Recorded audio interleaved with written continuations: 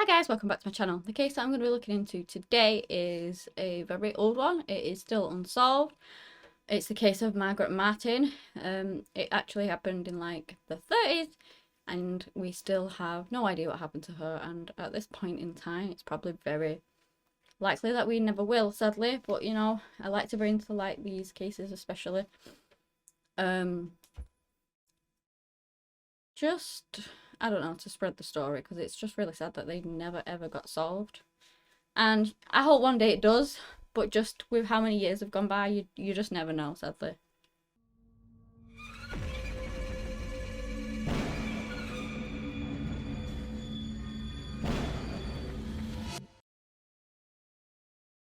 Margaret Martin lived in Kingston, which was in Luzerne County. She lived with her parents and she went to Kingston High School. Like I said, this was in the 1930s, so this was 1937. After she graduated, she went to go to Wilkes College, and that is where she went on to do secretarial skills. Sorry, cats. So yeah, she went to do secretarial skills. That's what she wanted to do in life. And she did really well at it. She was amazing at it, and she graduated in 1938 with honours. That's how, you know, well she excelled at it. She was described, Margaret, as a devout Catholic.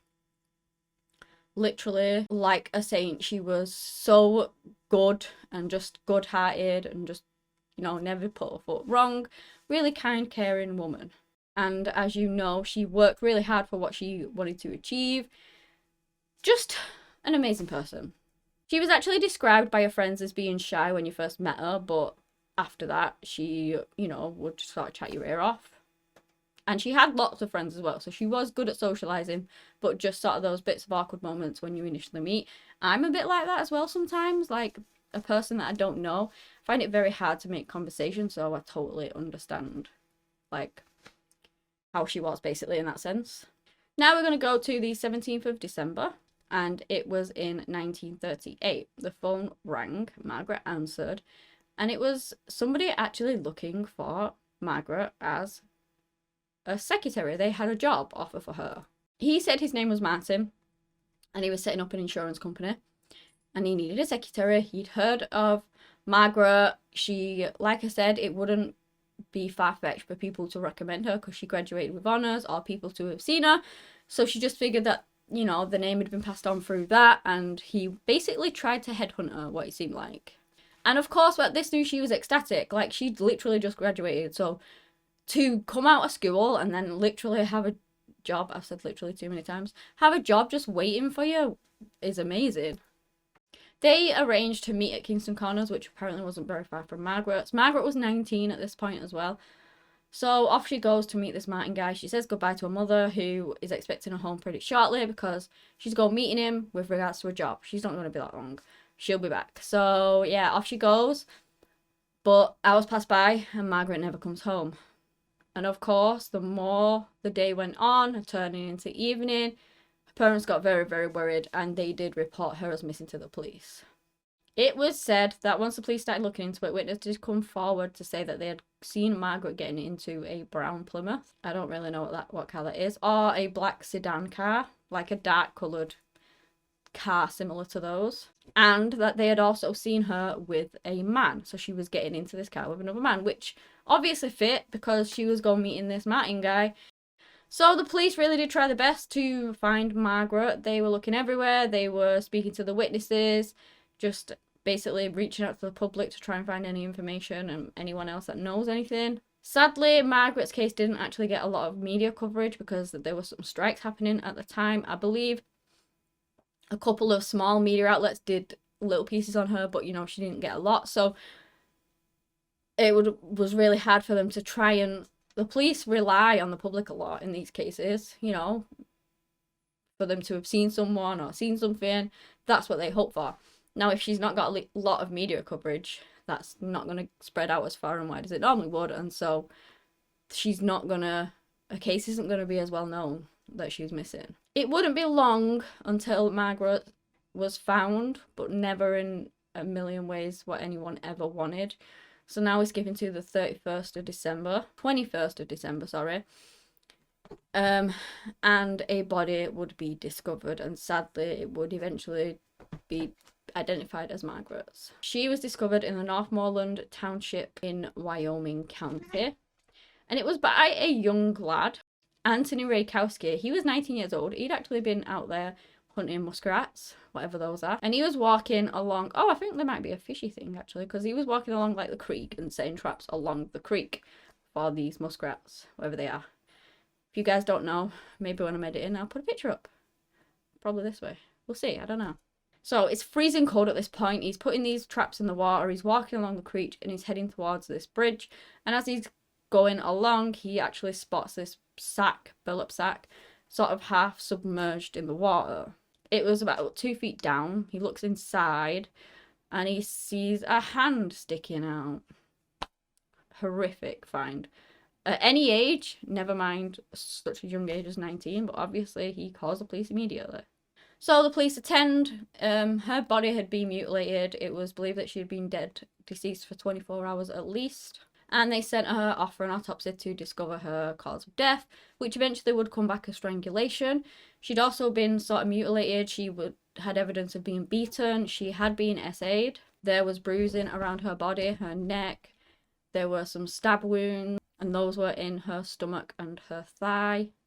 She'd also been tied up with like a clothesline, you know, like you hang your clothes on. And her knees were sort of like under her chin, like this, and that is how she was found. I guess in like a fetal position. Sort of. There was also some evidence, well, I won't say evidence because it's a belief, I suppose, that possibly somebody tried to actually dismember her body because there were some sort of marks and cuts around different areas. So that was a theory. Whether it actually was the case, who knows? But if they had, they obviously had failed to do that. When, like I said, they didn't initially know immediately that it was Margaret. They had a feeling, but obviously that's got to be confirmed. And it was Margaret's mother that did that, which is absolutely heartbreaking. Just to see your child like that, I mean, awful.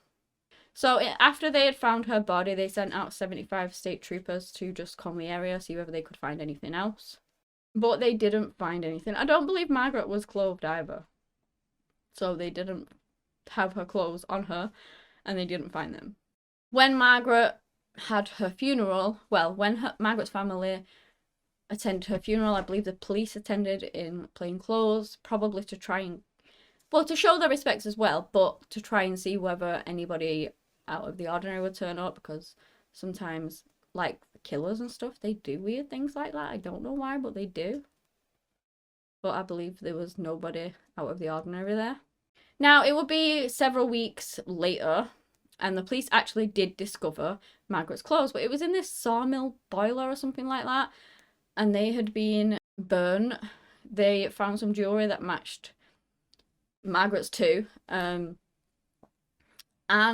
they also found some footprints outside, and it was freezing cold at the time. It was snowy, so they had been like frozen, and there was a man and a woman's footprints, and then suddenly sort of the woman's footprint stops, the man's carries on, and there are some marks as if somebody's being dragged. So they believe that they may have found the area where Margaret was actually sort of murdered before she was dumped, where she ended up. Oh, so they actually found some footprints that were frozen in the mud. Like I said, it was really cold at the time. There was a man, a woman's, these were outside obviously, man, a woman's, and the man's carried on, but the woman stopped, and then there was like these drag marks, what they assumed were drag marks, so it seemed like they had found when Margaret was actually killed. But sadly, that didn't really lead to anything either. They spoke to a few people around there. One person said that they had actually heard somebody in the mill around 9 o'clock, and they just sort of sent a fire off up into the sky, because a lot of the time it's like trespassers, so that's what they thought it were. And this is why some people believe that if the person that murdered Margaret did try to dismember her body, that this is potentially why they gave it up, because somebody was outside shooting a gun. And I mean, possibly. The police did find little bits of information, but they never actually found Margaret's killer, and her case still remains unsolved. There have been a few people over the years who have said that they had killed her, but the information didn't really line up, and so the police just ruled them out because it wasn't possible that they'd done it. They were making too many mishaps and saying too much stuff that wasn't true to the case, so they just knew it wasn't them. And obviously there are theories on this case. Maybe she was killed by somebody who had a crush on her at the university or college she went to. Maybe it was somebody who had spotted her and it was just a crime of opportunity, or somebody had been sort of crushing on her or stalking her a little bit and then murdered her. There's also a theory that a mortician killed her too. A lot of people do think that whoever did this was local, though, because I'm not entirely sure where Margaret's body was dumped was pretty obscure. It was said that if this person out hunting those muskrats didn't go out at the time and because of that reason, and ended up finding Margaret's body, that she probably wouldn't have been found for a very long time. So I don't know whether that's why people think it was a local or just the circumstances. Like, somebody just rang her up one day and said, hey, I've got a job for you, come meet me, and she went, and then they killed her. So, you know, was it somebody she knew? Was it? It must have been, right? Because how on earth did they get a number otherwise? I just find it very strange. But then why would she get in the car with a person that she already knew who was posing to be somebody opening up a business?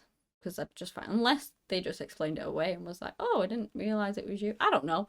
Strange. Let me know what you guys think on this. But yeah, sadly, after all these years, it still remains unsolved. I highly doubt it ever will be solved. It's a very long time ago now. And these cases are even more heartbreaking because you would just hope that somebody out there knew something. But, you know, if they did, maybe they took that secret to the grave with them, because more than likely that's where they are right now. You know, it's a hard one. I really hope that all cases get solved one day, but sadly sometimes that just isn't the case. And I've said case too many times now. Anyway, that's all I have today on the unsolved murder of Margaret Martin. Thank you so much for watching, and until next time, bye.